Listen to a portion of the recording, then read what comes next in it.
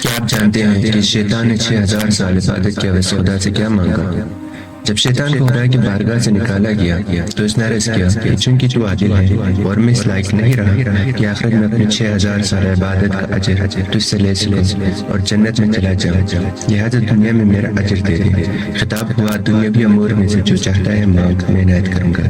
تو شیطان نے کہا، اول مجھے روز قیامت تک زندہ رکھ، جس دن تو مردوں کو زندہ کرے گا اس دن مجھے مہلت دے۔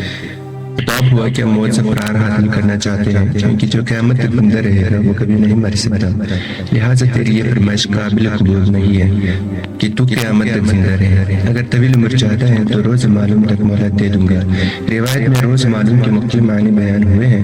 بعض کے مطابق اس مراد دفعہ اول یعنی سود پھونکا جاتا ہے، جبکہ بعض نے اسے رجعت کے دور کے معنی میں لیا ہے، جس میں پیغمبر اسلام صلی اللہ علیہ وآلہ وسلم اسے بیت المقدس کے ایک پتھر پر ذبح کریں گے، جبکہ بعض جگہوں پر امام مہدی کے ظہور کے وقت کو کہا گیا ہے آپ اپنے اصحاب کے ساتھ مل کر شیطان کے لشکر سے نمایاں جنگ کریں گے اور آخر کار شیطان ان کے ہاتھوں سے قتل ہوگا اور واصل جہنم ہوگا۔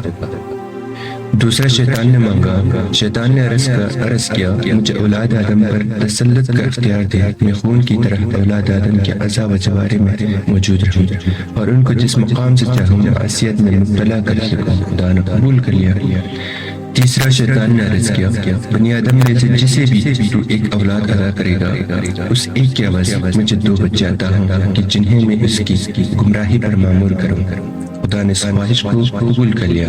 اسی وجہ سے شیطان جب بھی اولاد چاہتا ہے اپنے رانوں کو ملتا ہے تو اس کے رانوں سے بچے زمین پر گرنے لگتے ہیں، جنہیں وہ لوگوں کی گمراہی پر معمور کرتا ہے۔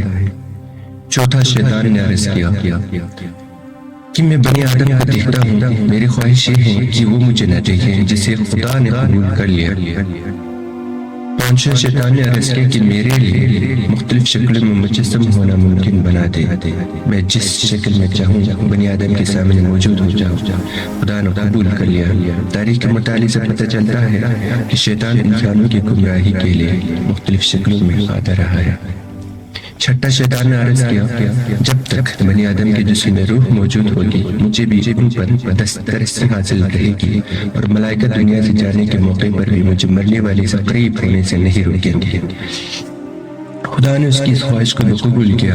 اس بنا پر شیطان مختصر کی دنیا سے جانے کے وقت اپنے ہر ممکن کوشش کرتا ہے کہ انسان سے اس کے ایمان کو چھین لے، جہاں تک کہ مختصر کو پانی دکھاتا ہے اور اسے پیاس لاتی ہے اور وہ پانی کا مطالبہ کرتا ہے تو اسے کہتا ہے اپنے خدا سے بیزاری کا اظہار کر اور مجھ پر ایمان لیا تاکہ تجھے پانی پلاؤں۔ اگر مختصر اپنے دین سے بیزاری کا اظہار کر لے تو شیطان کہتا ہے میں بھی تجھ سے بیزار ہوں اور اپنے خدا سے خوف زدہ ہوں، اور یہ کہہ کر کہ پانی زمین پر گرا دیتا ہے اور مختصر کو نہیں دیتا۔